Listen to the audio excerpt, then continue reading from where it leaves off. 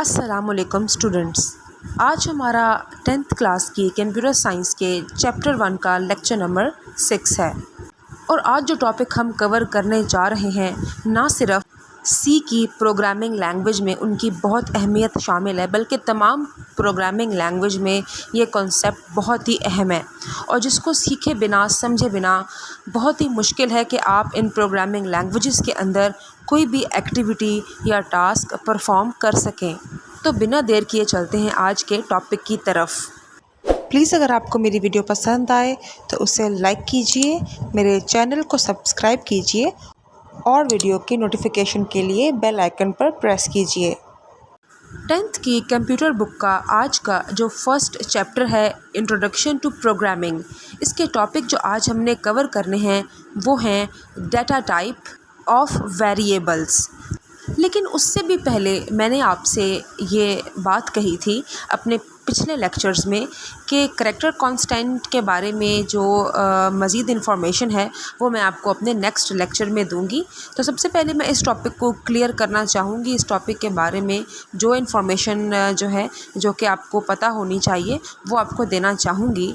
तो बात करते हैं करैक्टर कांस्टेंट की। ठीक है, कांस्टेंट हमें पता है वो वैल्यू है जो चेंज नहीं हो सकती। जब हम इसे कहीं भी इस्तेमाल करेंगे वो कांस्टेंट ही रहेगी और उसको हम चेंज नहीं कर सकते। ठीक है, अच्छा, अब यहाँ पे करैक्टर कांस्टेंट में जो चीज़ें शामिल थी, ठीक है, उनमें स्पेशल सिंबल्स भी शामिल थे, करैक्टर भी शामिल थे और उसके अलावा जो है डिजिट्स भी शामिल हैं। ठीक, सी लैंग्वेज के अंदर जो करैक्टर कांस्टेंट है या फिर जो करैक्टर डाटा टाइप है, ठीक है, इसका बहुत ही अहम किरदार है। लेकिन करैक्टर डाटा टाइप को सी लैंग्वेज के अंदर इस्तेमाल करने के लिए हमें आस्की कोड की ज़रूरत पड़ती है। अब ये आस्की कोड क्या है, मैंने आपको पिछले लेक्चर्स में थोड़ी सी हिंट दी थी इसके बारे में। American standard code for information interchange, ये वो कोडिंग स्कीम है जिसकी बेस पर चल के हम 4 यानी कि करैक्टर डाटा टाइप को इस्तेमाल कर सकते हैं, ना सिर्फ सी लैंग्वेज में बल्कि और भी बेशुमार लैंग्वेजेस के अंदर। आस्की असल में होता कुछ भी नहीं, ये एक सेट ऑफ करैक्टर्स होता है, ठीक है, या स्पेशल सिंबल्स या डिजिट्स जिसके अंदर बहुत सारे जो सिंबल्स हैं या जितने भी कीबोर्ड के ऊपर करैक्टर्स हैं या जितने भी कीबोर्ड के ऊपर जो है डिजिट्स हैं, ठीक है, इन तमाम का कोड इसके अंदर मौजूद होता है। ठीक, देखें, अगर हम सी लैंग्वेज के अंदर काम कर रहे हैं तो हमें बड़े अच्छे तरीके से ये बात पता होनी चाहिए कि जितनी भी इंफॉर्मेशन या प्रोग्राम के अंदर जो कुछ भी हम सी लैंग्वेज के अंदर लिखते हैं वो बाइनरी फॉर्म में तब्दील होता है। ठीक है, तभी वो एग्जीक्यूशन के लिए प्रोसेसर के पास जा सकता है। तो नंबर्स को तो इजीली बाइनरी फॉर्म में तब्दील किया जा सकता है, लेकिन अगर हमने अल्फ़ाबेट्स को या स्पेशल करैक्टर्स को बाइनरी फॉर्म में तब्दील करना है तो फिर हम क्या करेंगे। अगर हमने प्रोग्राम में कहीं अल्फ़ाबेट्स यूज़ किए हैं या कहीं भी हमने उसको जो है स्पेशल करैक्टर्स का इस्तेमाल किया है, जो कि पूरी सी लैंग्वेज ही भरी पड़ी है इस चीज़ से, तो अगर हम अल्फ़ाबेट्स या स्पेशल करैक्टर्स को इस्तेमाल करते हैं सी लैंग्वेज के अंदर तो सी लैंग्वेज का तो सिंटैक्स ही स्पेशल करैक्टर्स के बग़ैर मुकम्मल नहीं होता। ठीक है, तो इन तमाम करैक्टर्स को या स्पेशल सिंबल्स को इस्तेमाल करने के लिए आस्की कोडिंग स्कीम ना सिर्फ 4 में बल्कि सी लैंग्वेज की प्रोग्रामिंग के अंदर भी इस्तेमाल होती है।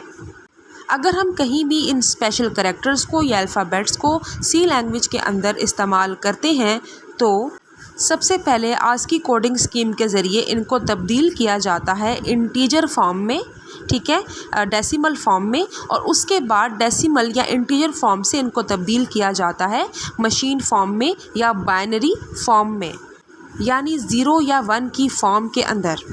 यहाँ अब हमारे पास एक इम्पॉर्टेंट टिप है। इसके अंदर हमें जो बताया जा रहा है, ठीक है, उस कैलकुलेशन को भी हम अभी परफॉर्म करते हैं। लेकिन उससे पहले अगर आपको याद हो तो मैंने आपको बताया था कि जो भी हम लिखते हैं 4 डाटा टाइप के अंदर उसे हम मोस्टली अपॉस्ट्रॉफी के अंदर ही लिखते हैं। ठीक है, चाहे वो कोई अल्फ़ाबेट हो, चाहे वो कोई डिजिट हो या चाहे वो कोई भी स्पेशल सिंबल हो। फिर उसकी वैल्यू को according to ASCII set of codes, ठीक है, आस्की की वजह से तब्दील किया जाता है इंटीजर में और उसके बाद बाइनरी फॉर्म में तब्दील किया जाता है। इसके अलावा 4 डाटा टाइप को यूज़ करके हम स्पेशल करैक्टर्स, डिजिट्स या फिर अल्फ़ाबेट्स की जो आस्की वैल्यू है उसको भी हम प्रिंट करवा सकते हैं, ठीक है। और आगे चल के मज़ीद हम देखेंगे 4 के इस्तेमाल को कि हम उसके ज़रिए स्ट्रिंग वैल्यूज़ को भी लिख सकते हैं। स्ट्रिंग कहा जाता है अल्फ़ाबेट्स के मजमूए को, ठीक है, तो उसके ज़रिए हम वो भी प्रिंट करवा सकते हैं। बहरहाल वो बाद के चैप्टर्स में आएगा, तो अभी हम इसे 4 को इस चैप्टर में जो कवर कर रहे हैं, आपको ये समझना बहुत ज़रूरी है कि आस्की कोड जो है ये लिंक्ड है 4 के साथ, ठीक है। 4 डाटा टाइप को हम जिसे हम 4 भी बोलते हैं, कार भी बोलते हैं, ठीक है, लेकिन मैं 4 बोलती हूँ, ठीक है। तो जो है कार भी बोल सकते हैं क्योंकि CH जो है वो K की साउंड प्रेजेंट करता है, ठीक है। तो 4 डाटा टाइप को जो है इस्तेमाल करके हम डिजिट्स, अल्फ़ाबेट्स और स्पेशल करैक्टर्स और उनकी आस्की वैल्यू को प्रिंट करवा सकते हैं, ठीक है। तो यहाँ पे अब हम चलते हैं इस इम्पॉर्टेंट टिप के ऊपर और यहाँ हम देखते हैं कि हमें क्या बताया जा रहा है। यहाँ हमें वो ये बता रहे हैं कि 9 और 8 को जब आप प्लस करते हैं, ठीक है, तो उसका आंसर क्या आता है 17। लेकिन करैक्टर डाटा टाइप को यूज़ करके, ठीक है, हम जब 9 और 8 के आसपास अपॉस्ट्रोफी लगाते हैं तो उसका आंसर 17 के बराबर नहीं आ सकता। वो कैसे, मैं आपको बताती हूँ। सबसे पहले आप देखें ये आस्की का टेबल।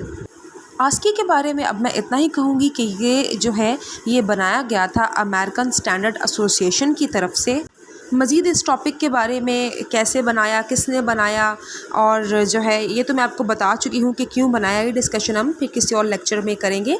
अभी आप इस टेबल को देखो, ये टेबल, ठीक है, पूरी दुनिया में जितनी भी प्रोग्रामिंग लैंग्वेजेस हैं उनमें से काफ़ी प्रोग्रामिंग लैंग्वेजेस के लिए इस्तेमाल होता है, लेकिन तमाम प्रोग्रामिंग लैंग्वेजेस के लिए ये इस्तेमाल नहीं होता, ठीक है। उसके लिए बाकी कोडिंग स्कीम्स भी हैं वो इस्तेमाल होती हैं। तो आस्की जो है C लैंग्वेज के लिए तो ज़रूर इस्तेमाल होता है, C++ के लिए भी, या फिर ऐसी लैंग्वेजेस के लिए जिनके अंदर अल्फ़ाबेट्स, डिजिट्स या फिर स्पेशल करैक्टर्स हम कीबोर्ड से इस्तेमाल करते हैं, उन तमाम के लिए आस्की कोड जो है इस्तेमाल होता है। तो coming back to our topic, हम बात कर रहे थे कि 9 और 8 को जब हम प्लस करते हैं तो उस तरह बनता है 17। लेकिन अगर हम 9 के आसपास अपॉस्ट्रोफी डाल दें और 8 के आसपास भी अगर हम अपॉस्ट्रोफी का सिंबल डाल दें, ठीक है, तब उनका आंसर 17 के बराबर नहीं आएगा। वो कैसे? वो ऐसे कि ये आप टेबल देखो और 9 की आस्की वैल्यू चेक करो। क्या है आस्की वैल्यू? ये है 57 और 8 की आस्की वैल्यू ये है 56, ठीक है। तो 9 की आस्की वैल्यू हो गई 57 और 8 की आस्की वैल्यू हो गई 56, ठीक है। अब इस आस्की वैल्यू को इस टेबल में आप देखें, ऊपर हेडिंग दी हुई है डेसिमल। तो हमेशा आस्की कोड का ये जो टेबल है इसमें हमने डेसिमल वैल्यू को ही काउंट करना है। फर्स्ट जो 0 से लेकर 31 तक जो वैल्यूज़ होती हैं ये अनप्रिंटेबल होती हैं, तो हम इन्हें 4 डाटा टाइप के ज़रिए या करैक्टर डाटा टाइप के ज़रिए इस्तेमाल नहीं करना चाहिए। 32 यानी कि ये जो स्पेस का सिंबल है, यहाँ से वैल्यूज़ की यूटिलाइजेशन स्टार्ट होती है हमारे लिए और 127 तक जो डेसिमल नंबर है यहाँ तक हम इन्हें यूटिलाइज़ कर सकते हैं और करना भी चाहिए ताकि हम अपनी प्रोग्रामिंग के ज़रिए अपने मकासद को हासिल कर सकें। तो यहाँ पे अब आप देखो कि जो डेसिमल नंबर 57 है, ठीक है, और डेसिमल नंबर जो 56 है, ठीक है, 56, 57, इनकी जो आगे वैल्यू दी हुई है वो क्या है? 9 और 8। ये है असल में 9 और 8 जो अपॉस्ट्रोफी में लिखा हुआ है। तो हम जब करैक्टर डाटा टाइप के ज़रिए 9 और 8 को प्लस करेंगे, ठीक है, तो उसका आंसर जो आएगा वो आएगा 113, ठीक है, क्योंकि 9 और 8 आस्की कोड के अंदर इनकी वैल्यू 56 और 57 है रिस्पेक्टिवली। तो इन दोनों को जब हम प्लस करेंगे तो 113 हमारा आंसर आएगा। तो आई होप आपको आस्की कोड की समझ आ गई होगी कि आगे हम चल के कहीं भी जब करैक्टर डाटा टाइप के अंदर अपॉस्ट्रोफी के अंदर किसी भी सिंबल या किसी भी डिजिट या फिर इसके अलावा किसी भी करैक्टर को, अल्फ़ाबेट को यूज़ करते हैं, तो ये आस्की टेबल जो हमारे सामने दिया हुआ है, इसमें डेसिमल नंबर 32 से लेके 127 डेसिमल नंबर तक तमाम अल्फ़ाबेट्स, तमाम स्पेशल सिंबल्स, तमाम डिजिट्स का कोड हमें दिया हुआ है डेसिमल की हेडिंग के नीचे। यही कोड इस्तेमाल होता है कंप्यूटर की तरफ से हमारे इन तमाम स्पेशल करैक्टर्स या अल्फ़ाबेट्स को इंटीजर फॉर्म में तब्दील करने के लिए, और फिर इंटीजर फॉर्म के बाद इन्हें तब्दील किया जाता है बाइनरी फॉर्म के अंदर, ताकि कंप्यूटर इन्हें समझ सके और प्रोसेसर हमें हमारे लिखे हुए प्रोग्राम का आंसर निकाल के दे सके। ठीक है, प्रोसेसर तभी समझ सकेगा इन तमाम चीज़ों को जब तक इन्हें बाइनरी फॉर्म में तब्दील नहीं किया जाता। तो उसके लिए जो है आस्की कोड इस्तेमाल होता है। आई होप आपको बड़े अच्छे तरीके से समझ आ गई होगी कि आस्की कोड जो है इसका इस्तेमाल क्या है और क्यों होता है। अच्छा, अब 0 से 127 तक ये टेबल है, और इसके अलावा 128 से लेकर 255 तक ये टेबल इस्तेमाल होता है। एक्सटेंडेड आस्की टेबल है, ये भी इस्तेमाल हो सकता है हमारी जो है प्रोग्रामिंग लैंग्वेज के अंदर कन्वर्ट करने के लिए, किसी भी सिंबल को जो है वो 0-1 की फॉर्म में, लेकिन पहले इंटीजर फॉर्म में तब्दील करके। आई होप आपको आस्की कोड की और करैक्टर डाटा टाइप के कॉम्बिनेशन की समझ आ गई होगी अच्छे तरीके से। अब हम चलते हैं हमारे बेसिक टॉपिक की तरफ, जो कि है डाटा टाइप्स। मैंने आपको आस्की करैक्टर की फॉर्म में ये समझाया है, ठीक है, लेकिन डाटा टाइप में भी ये हमारा टॉपिक शामिल है। तो जब हम उसे करेंगे तो मज़ीद अच्छे तरीके से हमें इस टॉपिक की वजाहत होगी। अब हम अपना टॉपिक जो है डाटा टाइप ऑफ वेरिएबल्स, इसकी तरफ चलते हैं। डाटा टाइप क्या होती है? हम सी लैंग्वेज के अंदर जब काम करते हैं, ठीक है, तो उसमें यह है कि हमें बहुत सारे डिजिट्स का सामना करना पड़ता है, ठीक है। अल्फ़ाबेट्स हम उसमें ऐड करते हैं, उसके अलावा स्पेशल करैक्टर्स भी हम उसमें शामिल करते हैं। तो जिस तरह का डाटा हम सी लैंग्वेज के अंदर इंटर करते हैं उसे कहा जाता है डाटा टाइप। तो किसी भी तरह के डाटा को इंटर करने के लिए उसकी टाइप को बताना बहुत ज़रूरी होता है सी लैंग्वेज में। तभी सी लैंग्वेज हमें इजाज़त देता है कि हम उस जो है डाटा टाइप के अंदर काम कर सकें, उस डाटा टाइप की वैल्यू को हम इस्तेमाल कर सकें, और उसके अलावा उसे कंप्यूटर की मेमोरी में जगह मिल सके, ठीक है, उस वक्त के लिए जब तक कि हम उसे यूज़ कर रहे हैं डाटा टाइप को, उसमें मेमोरी में स्टोर होने के लिए। परमानेंट स्टोर करने के लिए आपको पता है कि हमें हार्ड डिस्क के ऊपर अपनी फ़ाइल को सेव करना पड़ेगा, लेकिन जब तक हम सी लैंग्वेज के अंदर कोई भी प्रोग्राम में लिख रहे हैं तो उस वक्त तक उसके लिए हमें एक जगह चाहिए होती है मेमोरी में। वो जगह हमें मेमोरी के अंदर मिलती है, ठीक है, लेकिन डाटा टाइप के ज़रिए उस ख़ास वैल्यू के लिए जो वैल्यू हम इस्तेमाल करने वाले हैं या कर रहे हैं। तो डाटा टाइप का इस्तेमाल करते हुए हमें ये पता होना चाहिए कि किस वैल्यू के लिए कौन सी डाटा टाइप चाहिए और कितनी बाइट्स की जगह जो है कंपाइलर इस डाटा टाइप को यूज़ करने के लिए अपनी स्टोरेज में लेगा। डाटा टाइप का डायरेक्ट ताल्लुक जो है वो कंपाइलर के साथ है। किसी भी डाटा टाइप का जो साइज़ होता है, ठीक है, वो कंपाइलर के ऊपर डिपेंड करता है। जैसे कुछ डाटा टाइप्स 2 बाइट्स की जगह लेती हैं कंपाइलर में और कुछ 4 बाइट्स की, तो ये डिपेंड करता है कंपाइलर के साइज़ के ऊपर कि वो किस डाटा टाइप को सपोर्ट करता है, ठीक है। अब यहाँ पर आप लोगों के लिए ये समझना बहुत ज़रूरी है कि कंपाइलर के साथ और 2 और कौन सी जो हैं चीज़ें हैं या जो हैं एस्पेक्ट्स हैं जिनके साथ मिल के जो है हम डाटा टाइप्स को इस्तेमाल कर सकते हैं। सबसे पहले बात करते हैं कंपाइलर की। तो कंपाइलर बहुत सारे साइज़ेस में अवेलेबल होता है, 16 बिट में भी, 32 बिट में भी और 64 बिट में भी, ठीक है। लेकिन हम जो लैंग्वेज यूज़ कर रहे हैं टर्बो सी, इसका जो कंपाइलर है टर्बो C++ का, ये 16 बिट पर मुश्तमिल है, ठीक है। अब बात करते हैं ऑपरेटिंग सिस्टम की, जो हमारी विंडो होती है, ठीक है। इसके भी डिफरेंट साइजेस होते हैं, 16 बिट, 32 बिट, 64 बिट। इसके अलावा जो हमारा प्रोसेसर होता है, ठीक है, जिसे हम CPU भी कहते हैं आम ज़ुबान में, और वैसे वो माइक्रो प्रोसेसर या प्रोसेसर कहलाता है, ठीक है।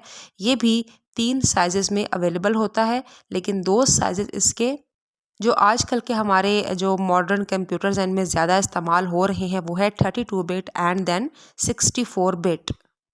तो टर्बो C++ जो 16 बिट की है, ये ऑपरेटिंग सिस्टम जिसका साइज़ 32 बिट हो और माइक्रो प्रोसेसर जिसका साइज़ 64 बिट हो उस पर चल सकती है।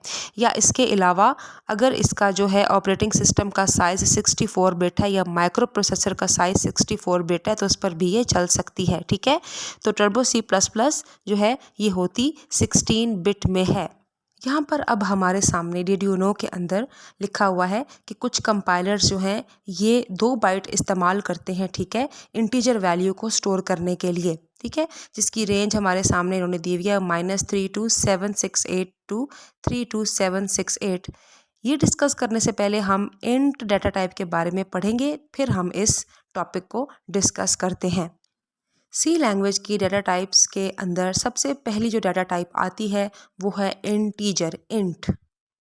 तो इंटीजर डाटा टाइप सबसे पहले क्या होती है आपको ये पता होना चाहिए। ऐसी वैल्यू जो मुकम्मल हो, जिसके अंदर पॉइंट इस्तेमाल ना हो, कहलाती है इंटीजर डाटा टाइप। ठीक है, ये वैल्यू जैसे 49, 932, 643, ठीक है, ये मुकम्मल वैल्यू होती है, इसके अंदर पॉइंट इस्तेमाल कहीं भी नहीं होता। इसके अलावा इसके साथ हम पॉजिटिव नेगेटिव इस्तेमाल कर सकते हैं, लेकिन उसके लिए भी हमारे सामने इंटीजर की मज़ीद डाटा टाइप्स दी हुई हैं। अब इसमें ये बताया जा रहा है कि कम से कम 4 बाइट्स तक मेमोरी में ये ले सकती है, तो ये डिपेंड करता है कंपाइलर के साइज़ पर। ठीक है, कुछ कंपाइलर्स में इंटीजर को 2 बाइट्स मिलते हैं, ठीक है, 2 बाइट्स की उसके अंदर जो है कैपेसिटी होती है वैल्यू को स्टोर करने के लिए, और कुछ कंपाइलर्स के अंदर 4 बाइट्स की कैपेसिटी होती है, दी जाती है इंटीजर वैल्यू को स्टोर करने के लिए। इंटीजर डाटा टाइप की भी मज़ीद जो नेक्स्ट 2 टाइप्स हैं उनमें आती है साइंड इंट और अनसाइंड इंट। साइंड इंट जो है ये दोनों पॉजिटिव और नेगेटिव वैल्यूज़ को स्टोर कर सकती है और इसकी रेंज होती है -2 147 483 648 टू 2 147 483 647। आपने ग्राफ देखा होगा मैथ्स के अंदर, ठीक है, उसमें ज़ीरो से हमारे जो ग्राफ है उसके राइट साइड पे जाती हैं पॉजिटिव वैल्यूज़ और उसकी लेफ़्ट साइड पे जाती हैं नेगेटिव वैल्यू। जैसे 0 1 2 3 4 और 0 के लेफ़्ट साइड पे -1 -2 -3 -4 इस तरह वैल्यूज़ जाती हैं। तो इस रेंज का मतलब यही है कि जो माइनस के साथ ये वैल्यू लिखी हुई है यहाँ से लेके जो पॉजिटिव वैल्यू है 2147 पॉजिटिव वाली ये जो वैल्यू है, ठीक है, इस वैल्यू तक इनके बीच में कोई भी नंबर हम चूज़ कर सकते हैं, ठीक है, साइंड इंट के ज़रिए, और उस नंबर को हम लेके साइंड इंट के अंदर स्टोर कर सकते हैं और उस वैल्यू को हम यूटिलाइज़ कर सकते हैं, चाहे हम उसको प्लस करें माइनस करें या कुछ भी हमें उस वैल्यू के ज़रिए दिखाना हो। इस रेंज से आगे यानी कि माइनस से पीछे और पॉजिटिव वैल्यू जो है इससे आगे हम नहीं जा सकते, इसके बीच में ही हम कोई भी नंबर चूज़ कर सकते हैं, जैसे 9000 800 1 लाख 3 लाख 4 लाख कोई भी नंबर, ठीक है। साइंड इंट 4 बाइट्स की जगह लेता है मेमोरी के अंदर स्टोर करने के लिए किसी भी वैल्यू को जो कि इंटीजर हो और इस रेंज के अंदर हो। अब आते हैं अनसाइंड इंट की तरफ।